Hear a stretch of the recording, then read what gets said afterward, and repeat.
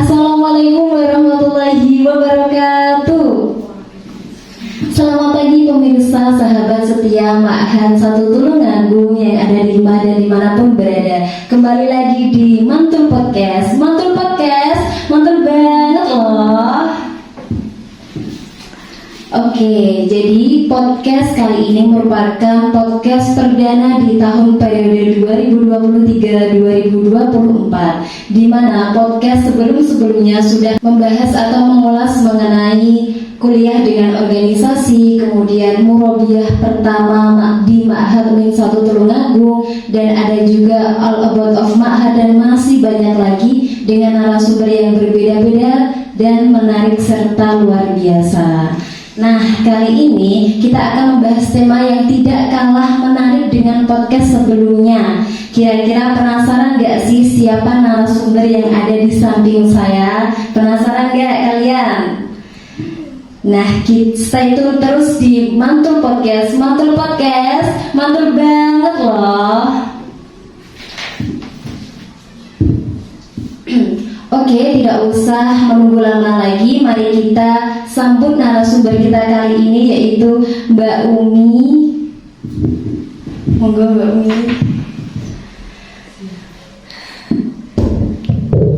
Oke, gimana kabarnya Mbak Umi? Alhamdulillah Mbak Nisa. Alhamdulillah baik ya. Alhamdulillah baik. Nah, tentunya ya guys, Mbak Umi kita undang ke sini akan membahas tema yang sangat menarik di kalangan remaja, khususnya kita para mahasiswa UIN 1 Tulungagung, dengan mengangkat tema batasan remaja dalam pergulatan realitas modern. Oke, sebelumnya sedikit informasi mengenai narasumber kita kali ini. Beliau memiliki nama panjang yaitu Umi Fajar Fauziah, di mana tempat tanggal lahir Blitar 5 Desember 1997. Kira-kira Mbak Umi dari jurusan apa? Dari jurusan Hukum Ekonomi Syariah, Semester 7. Semester 7. Nah, kalau boleh tahu nih Mbak Umi, mungkin ini Mbak Umi gap year, mungkin bisa diceritakan sedikit mengapa? Oke, baik, terima kasih. Iya. Jadi saya masuk kuliah itu kan tahun 2020 ya, dimana saya gap year selama 3 tahun. Di situ sebenarnya saya tuh tamat aliyah tahun 2017 di Lirboyo. Kemudian karena di Lirboyo itu ada kewajiban untuk khidmah atau ngabdi. Sebenarnya kewajibannya hanya 1 tahun ya, 1 tahun. Kemudian untuk tahun kedua saya diminta lagi buat ngabdi gitu. Sebenarnya belum ada pikiran untuk kuliah, seperti itu belum ada. Kemudian pas pengabdian yang kedua, tahun kedua ada tawaran, ada ajakan untuk ikut kuliah bagaimana gitu. Akhirnya saya terima gitu kan. Nah, sebelum berangkat kuliah itu ternyata saya maksudnya belum daftar atau belum tanya-tanya tentang perkuliahan ya. Khususnya dulu ada 2 rencana, kalau nggak di Kediri ya di Tulungagung ini.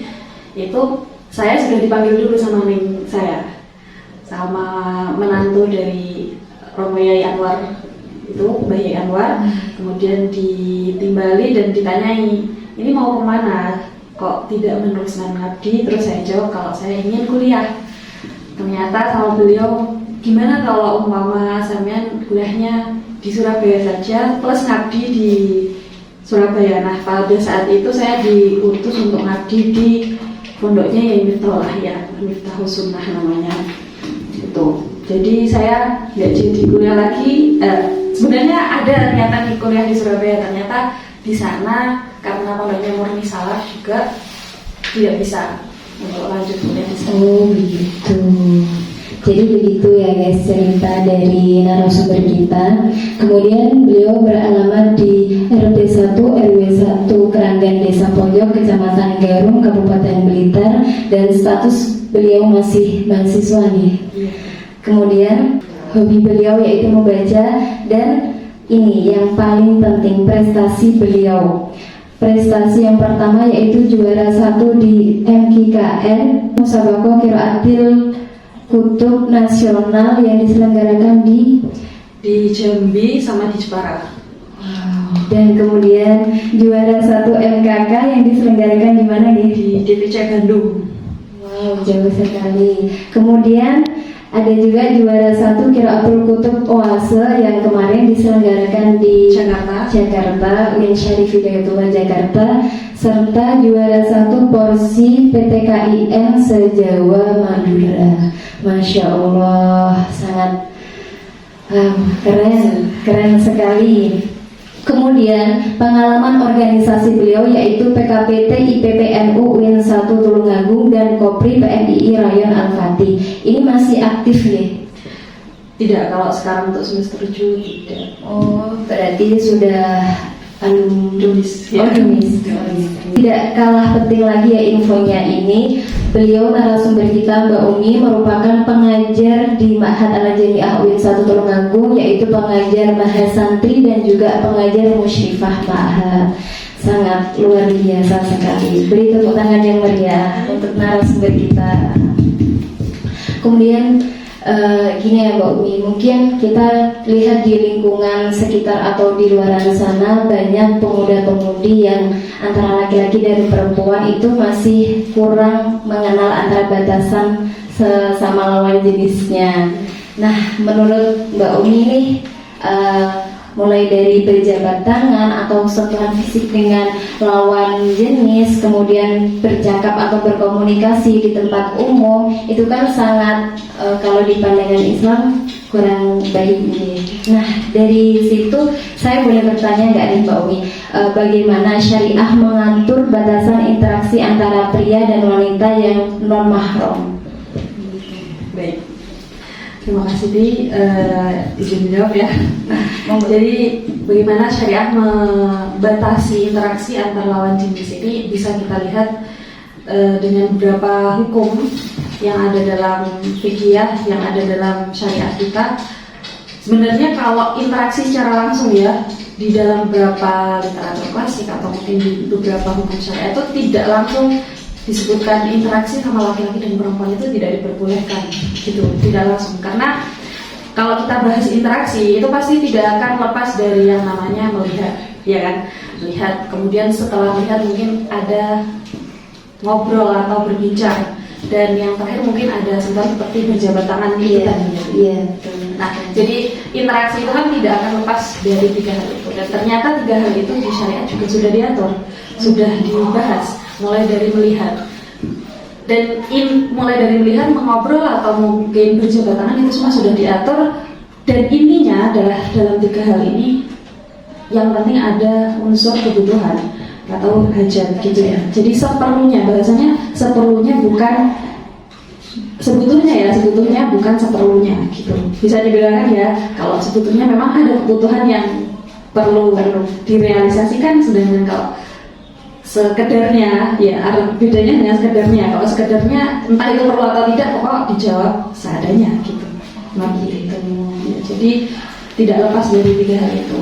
Nah, kalau mengenai pertama mungkin bisa dilihat dari pandangan ya. Kalau dalam syariat kan memandang lawan jenis itu kan ada 2 hal, ada 2 hukum. Yang pertama adalah haram dan ada yang mengatakan tidak haram gitu. Nah, yang haram itu bagaimana? Kalau bahasanya ini pembahasan tentang melihat lawan jenis loh ya, tidak keluar dari itu. Maksudnya kalau melihat sama jenis juga sudah jelas hukumnya. Kalau non mahram atau lawan jenis itu kan ada yang dikategorikan karena ada kebutuhan, dan ada yang dikategorikan tidak ada kebutuhan. Nah, kalau di dunia perkuliahan ini, nah kita kan kayak nggak bisa lepas dari itu semua ya. Iya, betul sekali. Masa mau kuliah nggak lihat yang dimaskeri matanya kan? Mungkin ya, nggak mungkin. Itu adalah suatu hal yang memang tidak bisa dilepaskan bagi kita sebagai mahasiswa.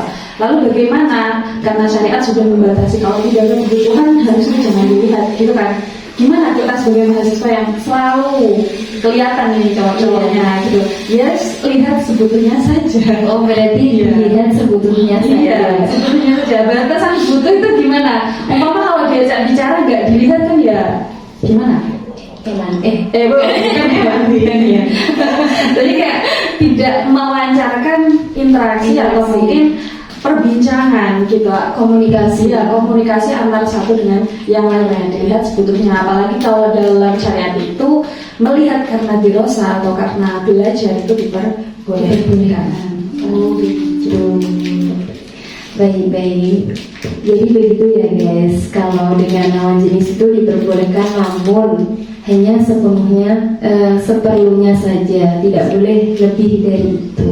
Kemudian apa hukum syariat terkait pertemuan antara individu non mahram di tempat umum, misalnya kan di perkuliahan tersebut gitu. Jadi kalau bahasanya pertemuan antar individu ya, antar individu non mahram itu, kalau secara garis besar pertemuan antara laki-laki dan perempuan itu dibagi menjadi dua. Ada yang di tempat umum, ada yang tidak di tempat umum. Maksudnya di tempat yang sepi gitu ya. Tempat sepi dan itu tidak biasa banyak orang. Contoh, misal masjid-masjid itu kan biasa ada orang, berarti itu dikategorikan sebagai tempat umum. Ada juga yang tidak biasa digunakan untuk tempat umum. Contohnya apa? Contohnya apa ya? Pojok-pojok. Mungkin kelas saat sepi itu juga bukan dikategorikan sebagai tempat umum, meskipun sebenarnya biasanya buat belajar gitu ya. Jadi untuk pertemuan individu antara non mahram yang berada di tempat umum dan itu banyak orang, ya tidak apa-apa kan. Kalau banyak orang ini sangat minim sekali timbul fitnah. Nah, fitnah di sini kan apa sih fitnah yang di sini ya? Fitnah yang dimaksud dalam pertemuan atau interaksi lawan jenis adalah fitnah-fitnah yang mengarahnya ke mungkin perbuatan yang tidak senonoh atau pelecehan seperti itu. Jadi kalau di tempat umum kan aman lah, dikategorikan aman, sehingga ketika pertemuan antar individu itu berada di tempat umum nggak apa-apa. Kecuali kalau memang tempat umum itu lagi sepi, contoh ya di kelas tadi. Misal yang satu kelas itu tadi hanya berdua saja. Nah, itu. Jadi untuk menghindari itu semua, ya dikira-kira lah. Coba tarik orangnya ketika orangnya mengajak di tempat sepi, tarik orangnya ke keramaian. Biar kira-kira tidak terjadi kholwat atau berduaan gitu kan ya, kalau dalam syariatnya itu. Baik-baik. Kemudian bagaimana pandangan syariah terhadap percakapan atau komunikasi pribadi antara pria dan wanita yang bukan mahramnya itu? Jadi untuk percakapan pribadi itu maksudnya ke takalum atau ngobrol gitu ya. Untuk ngobrol pun juga sama. Jadi hukum ngobrol dengan lawan jenis itu mengikut pada hukum nalar atau melihat dengan lawan jenis. Batasannya seperti apa ya sebetulnya. Nah, sama. Iya, sama. Jadi kayak kalau dalam syariat kan kita mengenal boleh kita melihat lawan jenis saat B atau saat jual beli. Nah, jual beli kalau nggak ada takalumnya, tidak ada perbincangannya, bagaimana? Apa mungkin? Nggak bisa ya? Bisa. Apalagi dalam syariat itu harus ada ijab dan qabul gitu kalau dalam akal. Nah, ketika kita di dunia perkuliahan selama itu nggak ada yang penting, ya jauh sekedarnya aja. Nah, mungkin yang agak bingung itu gini, ini masuk ke dalam sebutuhnya, ini kita butuh atau tidak itu bagaimana? Ya kan kita bisa mengira-ngira lah. Kira-kira kalau kita tidak dijawab, ditanyai laki-laki terus kita nggak jawab, itu kira-kira gimana? Dia dapat informasi penting atau tidak? Gitu. Ya, kalau dia cuma guyon kayak gitu bagaimana? Atau cuma basa-basi, yaitu berarti kan tidak sebutuhnya, maka hukumnya ya kembali kepada itu tadi. Kalau tidak dibutuhkan atau tidak ada hajat, ya tidak diperbolehkan gitu ya. Berarti bercanda sama lawan jenis itu ya sebenarnya dihindari ya, karena berawal dari bercanda ini takutnya kebawa ke dalam hati, takutnya baper. Kayak gitu kan mesti kayak sesuatu yang emang umumnya kalau awalnya bercanda biasanya baper beneran gitu. Biasanya itu yang perempuannya. Iya, bisa jadi. Yang laki-lakinya tidak, yang perempuannya. Iya. Kemudian ini ya Mbak Umi, yang mungkin menurut saya penting, kan kita udah semester 7.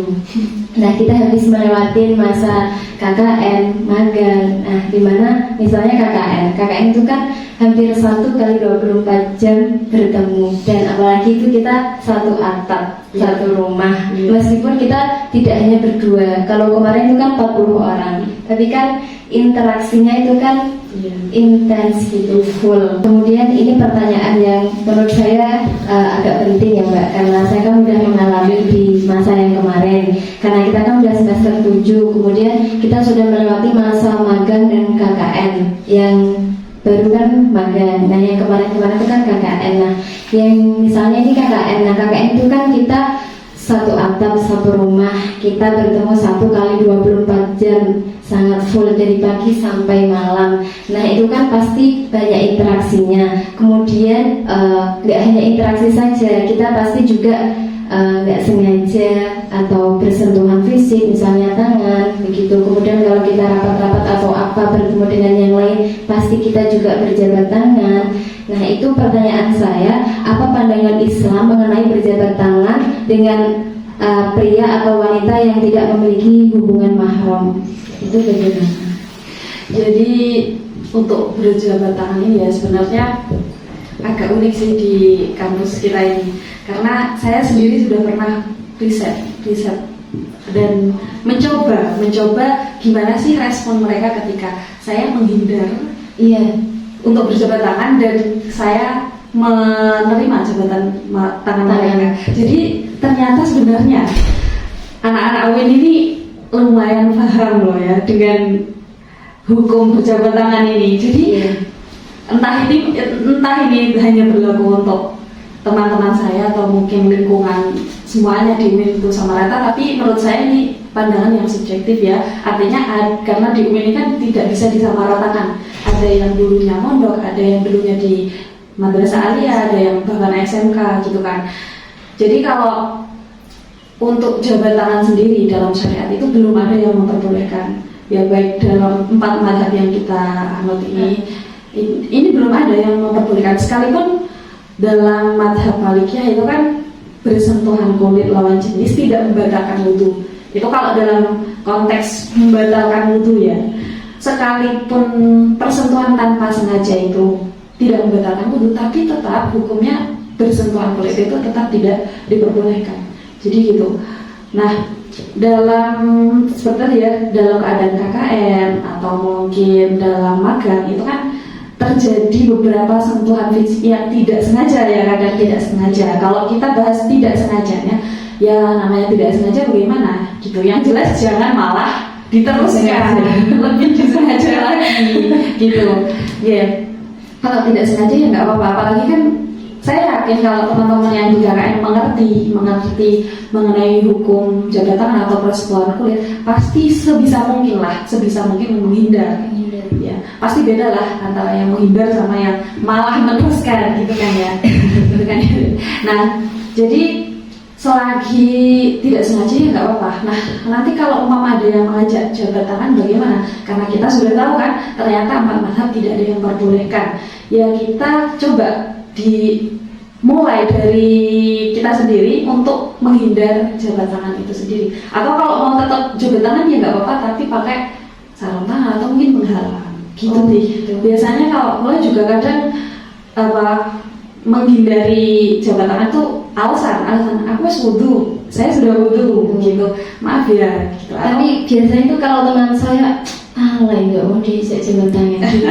Biasanya ada yang gitu, mungkin karena dia pengetahuannya masih belum sampai situ atau gimana.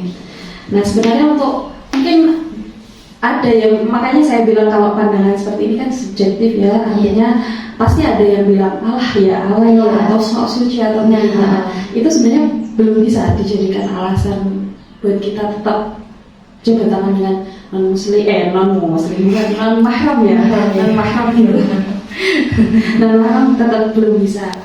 Jadi ya umpama mereka berkata seperti itu, pasti awalnya berkata seperti itu. Tapi kalau umpama kita berani membiasakan, kita memulai pertama untuk memberikan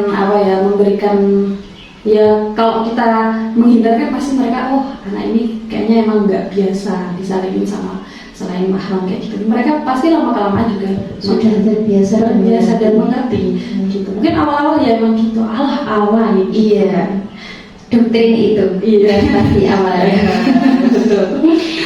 Jadi tadi cara atau solusi mengurangi bersentuhan fisik atau berjabat tangan dengan itu tadi menggunakan sarung sarung tangan, tangan. pakai alasan dari tadi. Iya, alas. Nah, alasnya itu selain sarung tangan ada lagi atau enggak? Bisa pakai baju yang agak dipanjangkan gitu ya. Kalau Hand shop bisa. iya bisa. Atau gini sih, biasanya kan kalau dulu zaman corona kan biasa jabat tangan pakai gini ya, pertemuan tos gitu kan Iya. ya. Nah itu mungkin bisa dibiasakan kalau bertemu dengan laki-laki untuk apa ya, menghindari persentuhan kulit, bisa dengan cara tos. Nanti kita bisa gini sih, apa, memanjangkan ini baju. Jadi terus- lengannya dipanjangkan. iya gitu, terus gini gitu. Tapi itu nanti kan pasti tetap agak Iya, mesti ada yang kena. Tapi yang penting kita kan sudah berusaha untuk tidak sengaja kena kan. Iya. Gitu. begitu. Jadi sebenarnya ya itu nih, pas beberapa waktu lalu saya riset ternyata gitu. Ada yang memang mati, ada yang memang tidak. Nah biasanya teman-teman itu lebih respect kalau kita bilang saya sudah wudhu, jadi emang sama wudhunya gitu, daripada yang seperti tadi kita nolak secara langsung atau pakai ngehalang gitu. Mungkin dari pengalaman saya ya Bu Mi, nggak semuanya itu belum mengerti gitu. Ini sebenarnya sudah banyak yang mengerti, cuma ya beberapa itu saja yang masih begitu. Iya. Kemudian apa hukum syariah terkait dengan bekerja sama antara pria dan wanita di lingkungan perkuliahan? Kita kan misalnya ada tugas kelompok, nggak mungkin kan mau menolak tugas dari dosen, saya nggak mau, saya maunya kelompoknya sama perempuan aja, kan nggak mungkin. Nah itu gimana hukum syariah?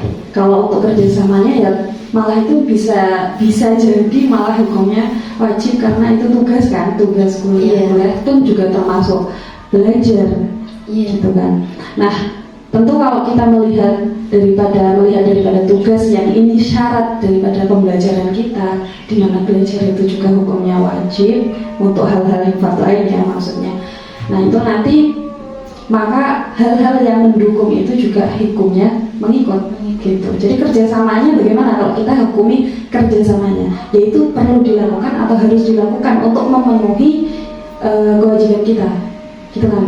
Nah, cuma mungkin yang dikhawatirkan adalah kekhawatiran yang terjadi tadi seperti persentuhan fisik atau mungkin berbincang-bincang yang sampai lebih, apalagi kalau kayaknya anak kuliah nongkrong nugas itu kayaknya nugas 20%, 80%-nya ngopi dan ngobrol ya. Iya. Kayak gitu. Ya tentunya kita perlu berusaha mungkin untuk meminimalisir ngobrol dengan lawan jenis yang kira-kira nanti takutnya baper atau yang kira-kira itu berlebihan.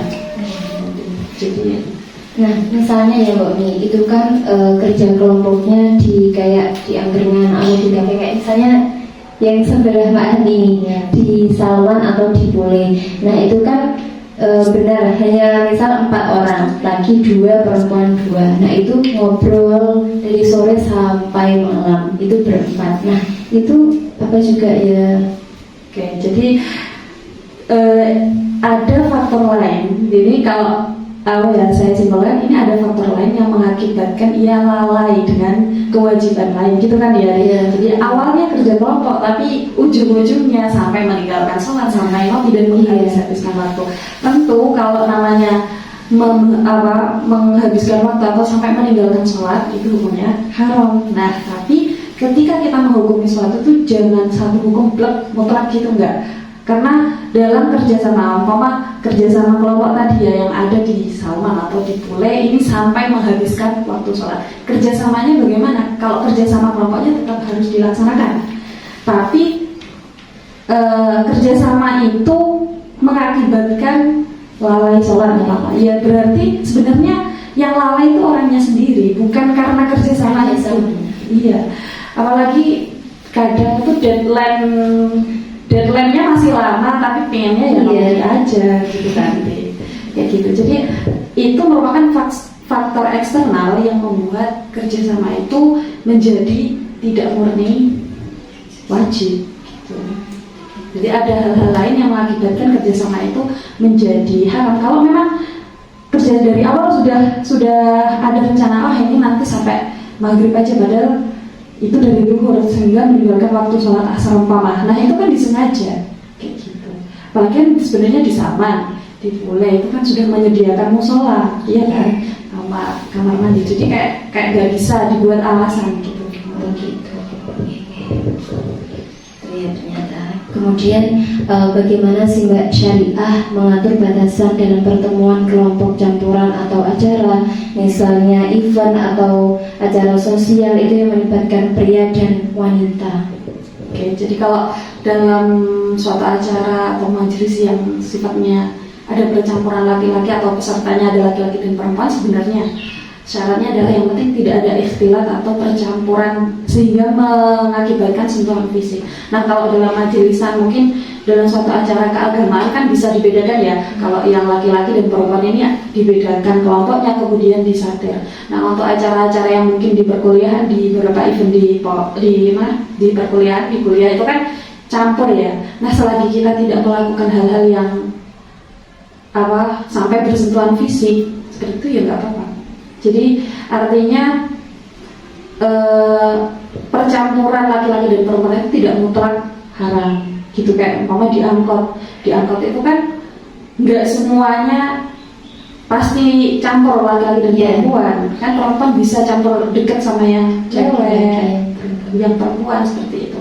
Jadi syarat daripada percampuran dalam suatu acara yang penting tidak ada ikhtilat atau persentuhan kulit antara laki-laki dan perempuan. Gitu.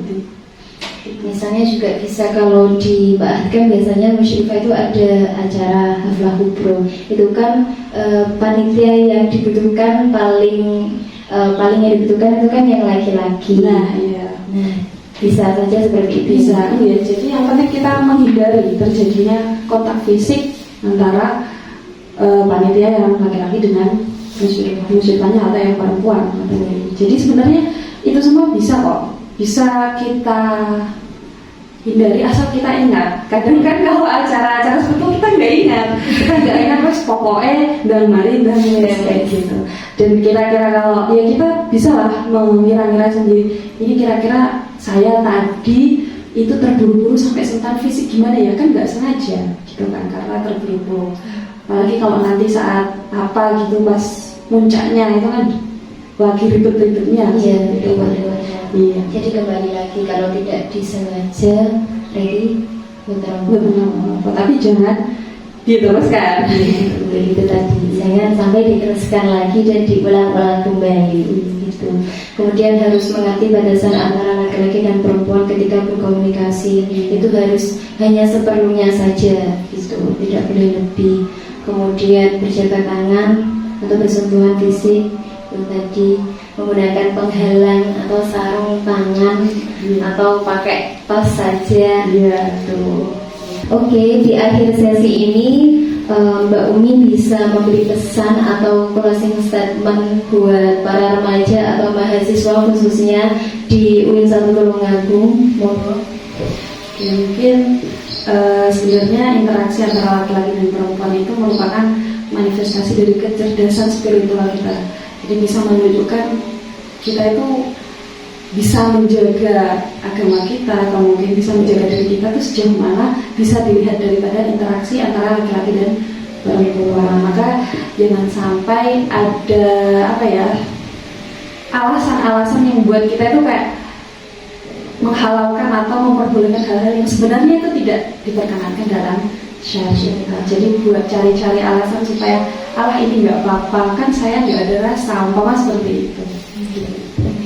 Mungkin jadi kita sebagai mahasiswa harus memiliki batasan antara laki-laki dan perempuan dan sebaliknya. Jangan menghalalkan semuanya karena perasaan kita wis nggak popo nanti jadi lama kelamaan malah terbiasanya bukan terbiasa baik tapi malah jadi terbiasa yang buruk, kebiasaan yang buruk buat kita sendiri gitu. Oke, pemirsa yang ada di rumah, penonton setia channel Ma'had 1 Tulungagung, tidak terasa sudah setengah jam kita menemani pemirsa yang ada di rumah. Pemirsa yang ada di rumah dengan narasumber kita yang sangat luar biasa sekali ini, beri tepuk tangan yang meriah. Ini saatnya saya sebagai moderator Muhammad Hidayati Nisa dan sebagai narasumber kita pada pagi hari ini, kami pamit undur diri dari hadapan pemirsa semuanya yang ada di rumah, dan jangan lupa terus saksikan Mantul Podcast setiap hari Minggu karena setiap episode-episodenya akan membahas tema yang sangat menarik. Oke, jangan lupa tetap saksikan Mantul Podcast, mantul banget loh. Coba sekali lagi Mbak Umi, Mantul Podcast, mantul banget loh. Sekian dari saya. Wassalamualaikum warahmatullahi wabarakatuh.